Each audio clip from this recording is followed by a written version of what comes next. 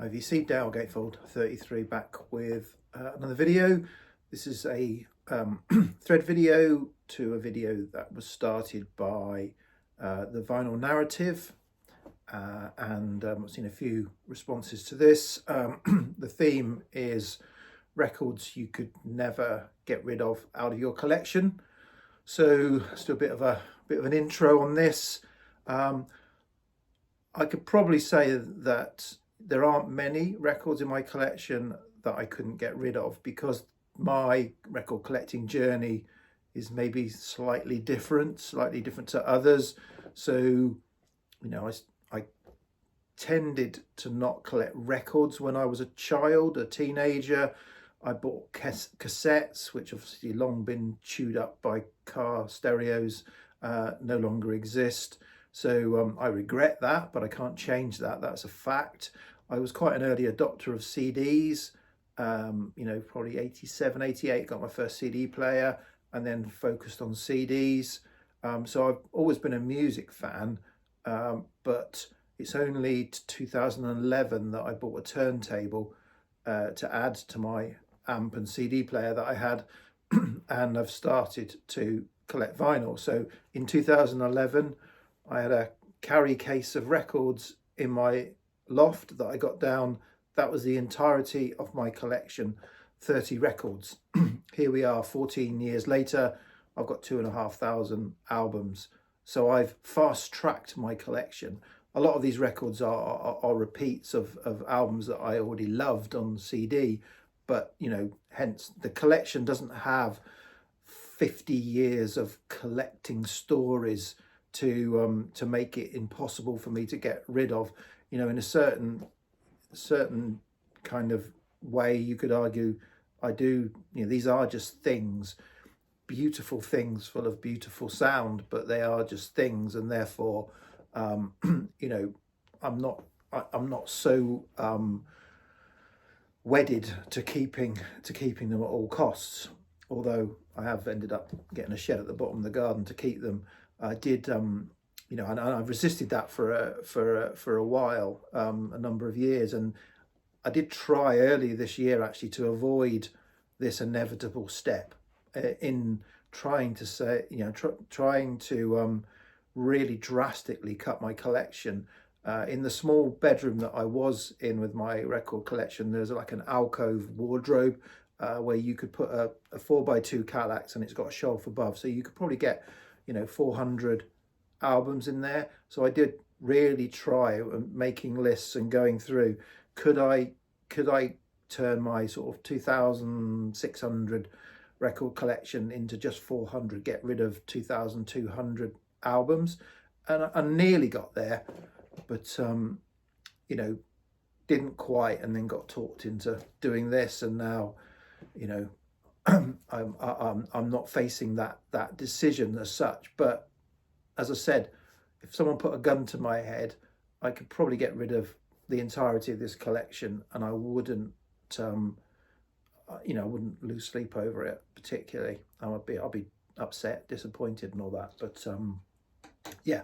So anyway, I'm going to show 6 records that it would be difficult to part with, and because there's 6 different reasons why it would be difficult to part with a record.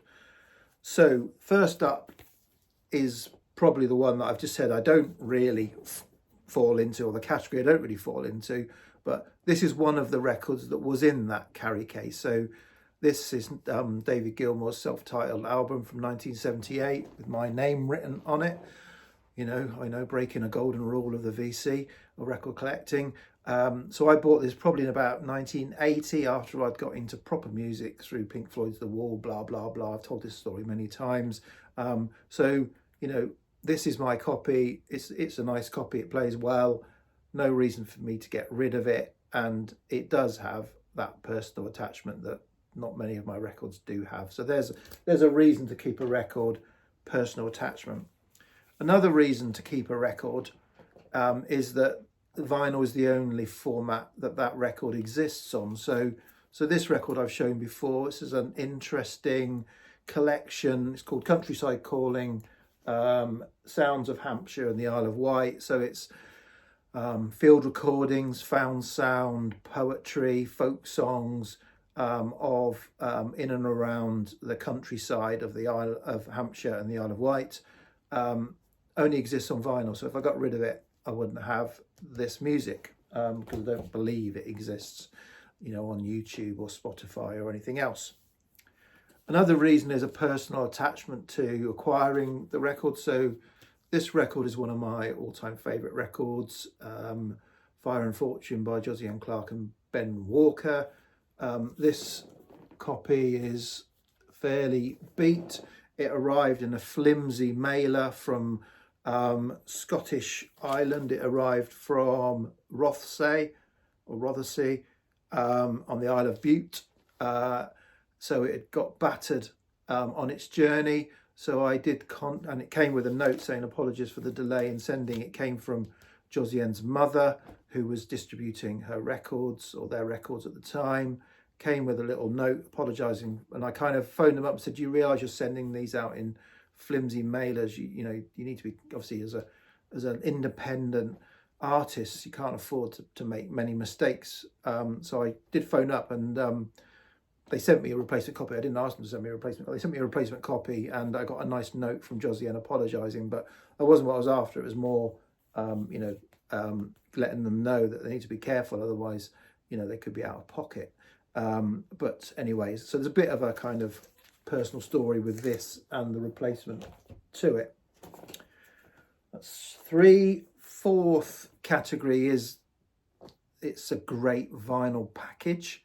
And so this album, again, I've shown it before, one of my favourite Ennio Morricone compilations, Morricone Groove. So it's got some of his groovier tunes and tracks on it, but it's a lovely artwork in the gatefold, got the kind of fake wraparound obi, it's got translucent marbled red vinyl with custom labels, and marbled yellow vinyl with custom labels, and a nice booklet with words and pictures from the films that the tracks were taken from. So fantastic package that really suits the 12 by 12 vinyl, the vinyl packaging. So again, a reason not to get rid of it.